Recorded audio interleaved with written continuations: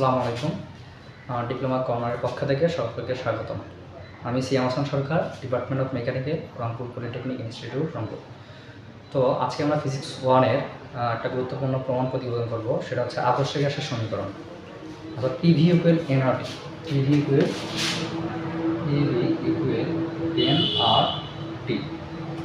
তো এই জিনিসটা প্রমাণ করতে গেলে, আদর্শ গ্যাসের সমীকরণটা প্রমাণ করতে গেলে আমাদের আগে বুঝতে হবে আদর্শ গ্যাসটা কী আসলে।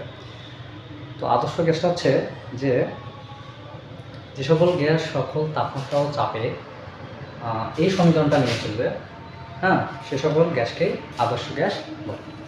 তো এটা প্রমাণ করতে গেলে আমাদেরকে একটা বেসিক জিনিস বুঝতে হবে, সেটা হচ্ছে আমরা জানি যে বেলুনের ভিতরে, এই যে একটা বেলুন, এটার ভিতরে গ্যাস থাকে, হ্যাঁ, এটার ভিতরে যে গ্যাস থাকে, তো এই গ্যাসটা একটা গতিশক্তি নিয়ে থাকে, হ্যাঁ, এই গ্যাসটা একটা গতিশক্তি নিয়ে থাকে। তো এই গ্যাসের একটা ভলিউম আছে, গ্যাসের একটা কি আছে, ভলিউম আছে, অর্থাৎ ভি বা আয়তন আছে। এই আয়তনটা তিনটা বিষয়ের উপর নির্ভর করে, তিনটা বিষয়ের উপর নির্ভর করে। তো প্রথমটা কি? প্রথমটা হচ্ছে প্রেশার বা চাপ। প্রেশার বা চাপ। তাহলে আয়তনের প্রথম তিনটার মধ্যে যেটা, সেটা হচ্ছে প্রেশার বা চাপ।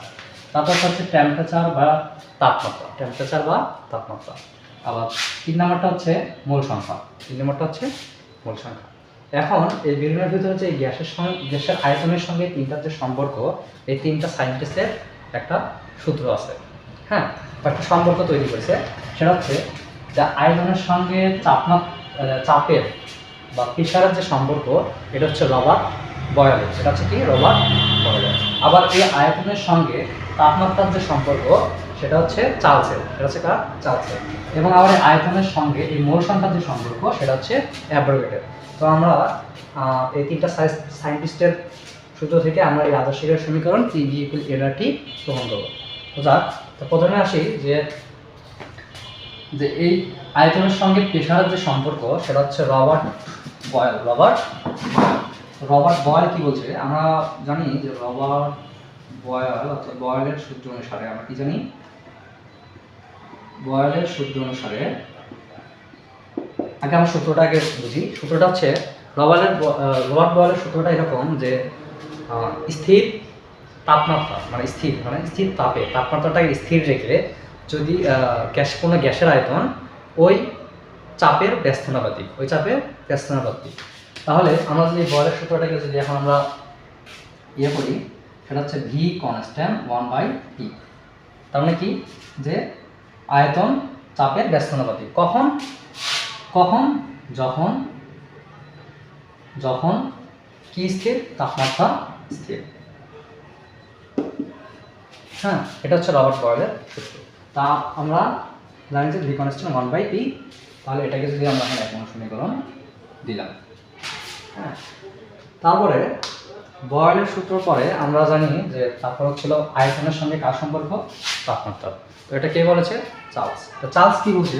আমরা সেটা দেখি যে চার্লসের সূত্র অনুসারে চার্লসের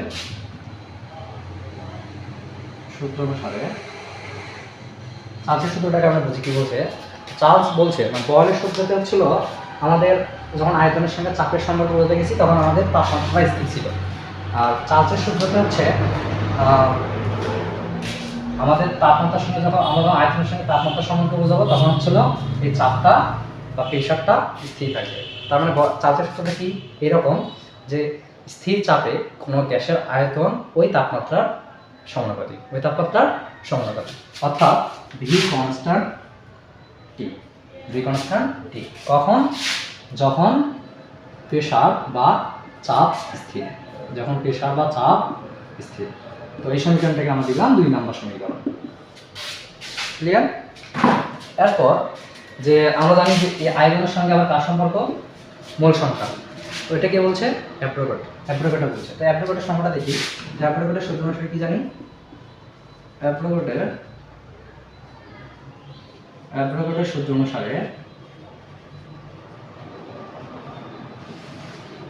অনুসারে তো কি বলছে? অ্যাভোগাড্রোর সূত্র অনুসারে সূত্রটা হচ্ছে এরকম যে বয়েল এবং চার্লসের সূত্রতে কি ছিল? যে তাপমাত্রা স্থির ছিল এবং প্রেশার বা চাপ স্থির ছিল। আর অ্যাপ্রোগেটের যে ইয়াটা এটাতে তাপমাত্রা এবং প্রেশার দুটাই স্থির থাকবে, দুটাই কি থাকবে?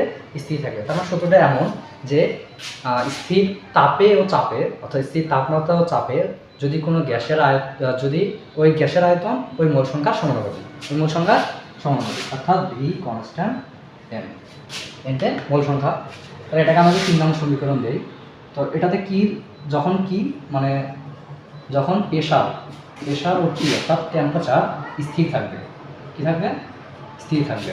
হ্যাঁ, তো এই হচ্ছে বয়েলের সূত্র অনুসারে আমরা জানি এটা, চার্লসের সূত্র অনুসারে জানি আমরা ভি কনস্ট্যান্ট টি, ভালো অব্রেগের সূত্র অনুসারে আমরা কি জানি যে ভি কনস্ট্যান্ট এন। অর্থাৎ এখানে একটা বিষয় বোঝা যাচ্ছে, সেটা হচ্ছে যদি আমরা এই বয়েলের সূত্রতে যদি তাপমাত্রাটাকে যখন স্থির রাখবো, তাপমাত্রা যখন স্থির রাখবো তখন এই প্রেশারকে যদি আমরা বাড়াই দিই, মানে এই চাপটা যদি বাড়া দেই, তখন এই আয়তনটা কমবে, তখন আয়তনটা কী হবে? কমবে।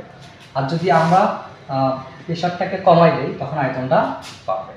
সেক্ষেত্রে বল চার্লসের সূত্রতে যেমন আমরা যদি তাপমাত্রাকে যদি বাড়াই দিই, তখন আয়তন বাড়বে, আর যদি তাপমাত্রা কমাই দেই তাহলে আয়তন কমবে। তারপরে অ্যাভোগাড্রোর সূত্র সেম, যদি আমরা মূল সংখ্যাকে যদি বাড়াই দেই আয়তন বাড়বে, মূল সংখ্যা যদি কমাই দেই আয়তনও বাড়বে। হ্যাঁ, তো আমরা এই 3টা সায়েন্টিফিক প্রমাণ থেকে এখন আমরা এই আদর্শ সমীকরণ পিভি ইকুয়াল এনআরটি প্রমাণ করব। তো এই 3টা সমীকরণ থেকে আমরা লিখতে পারি না যে 1 নম্বর সমীকরণ, 2 নম্বর সমীকরণ ও 3 নম্বর সমীকরণ, 3 নম্বর সমীকরণ হতে পাই যে ভি কনস্ট্যান্ট এন টি এই হচ্ছে পি, কারণ এখানে পিটা কি ছিল? স্থানের মধ্যে।